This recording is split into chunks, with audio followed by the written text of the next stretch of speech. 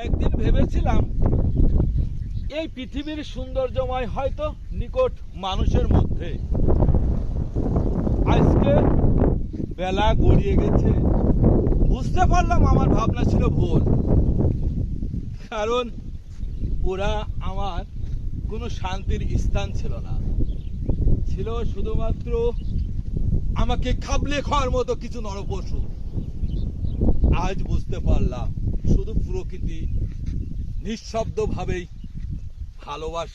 ভালোবাসা দিয়ে যায়। আমি যা ভেবেছিলাম তা সম্পূর্ণই ছিল ভুল।